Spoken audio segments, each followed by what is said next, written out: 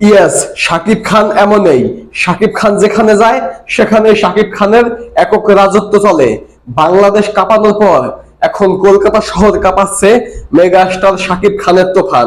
কলকাতায় যে এতটা দর্শক হবে এটা আমরা ভাবতে পারি নাই।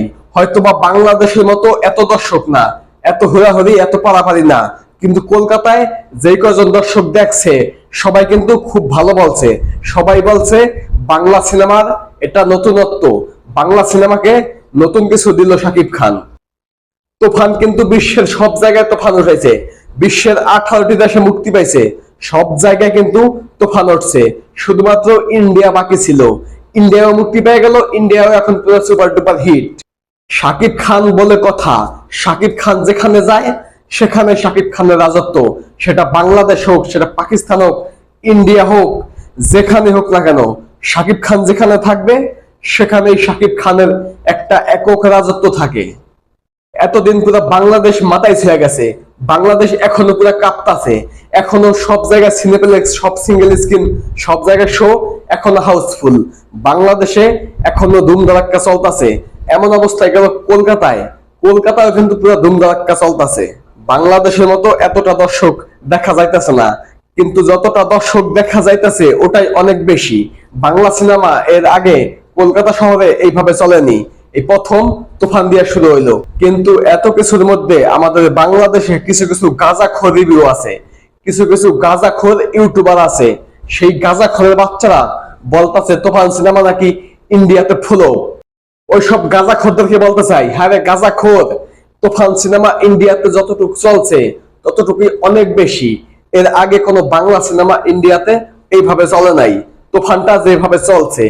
আর তোরা বলতেছিস ফ্লপ, তোদের এত জ্বলে কেন? তোদেরকে কে টাকা দেয়?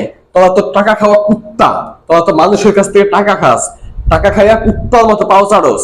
শাকিব খানের সাফল্য তোরা সহ্য করতে পারস না, শাকিব খানের ছবি চলে না, শাকিব খানের ছবি কেউ দেখে না, এইটা প্রমাণ করতে তোরা সব সময় ব্যস্ত, কিন্তু কোনো কাজ হবে না। তোরা সারা জীবন ধরে এটা প্রমাণ করার চেষ্টা করবি যে শাকিব খানের সিনেমা চলে না, তোরা প্রমাণ করার চেষ্টা করবি। আর শাকিব খান এখান দিয়া সব জায়গায় রাজত্ব করবো, একক রাজত্ব। আর তোদের মতো গাঁজাখোরে বাচ্চারা শুধু দেখবে আর জ্বলবে, এছাড়া কিছুই করতে পারবে না। বিশ্বের যেখানে যেখানে মুক্তি পেয়েছে, দুবাই বলেন, আমেরিকা বলেন, কানাডা বলেন, ফ্রান্স বলেন, যেখানেই বলেন না কেন, যেখানে তুফানটা মুক্তি পেয়েছে সব জায়গায় কিন্তু শো হাউসফুল গেছে। সবাই কিন্তু খুব গর্ব করে বলছে এটাই আমাদের বাংলা সিনেমা, এটাই আমাদের শাকিব খান। আমাদের শাকিব খান যে পারে এটা দেখাই দিছে, যেটা অন্যরা পারে না সেটা শাকিব খান পারে। এর আগে শাকিব খানের সিনেমাই নবাব, শিকারী, ওইসব সিনেমা কলকাতাতে খুব ভালো ব্যবসা করছিল।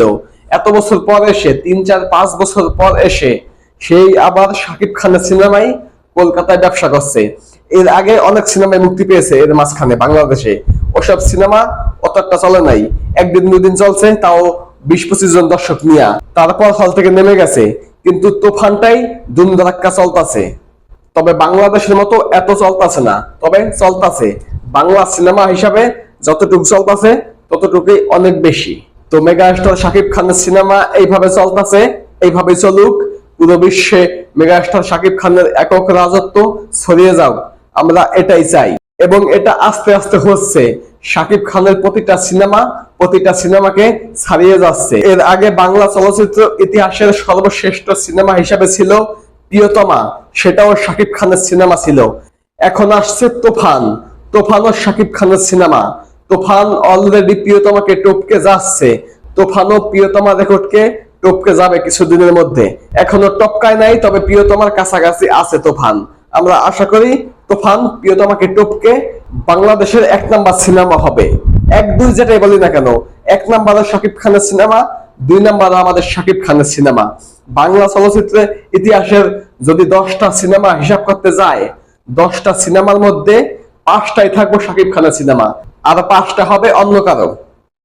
তো হেটাসের বাচ্চারা, তোমরা দেখো আর জ্বলো, শাকিব খানের সাফল্য তোমরা দেখো আর জ্বলো, জ্বললে পুরা তোমরা খাড়া হয়ে যাও, তাতে আমাদের কিছুই যায় আসে না। তো ধন্যবাদ সকলকে সম্পূর্ণ ভিডিওটি দেখার জন্য। সকলেই ভালো থাকবেন। আসসালামু আলাইকুম।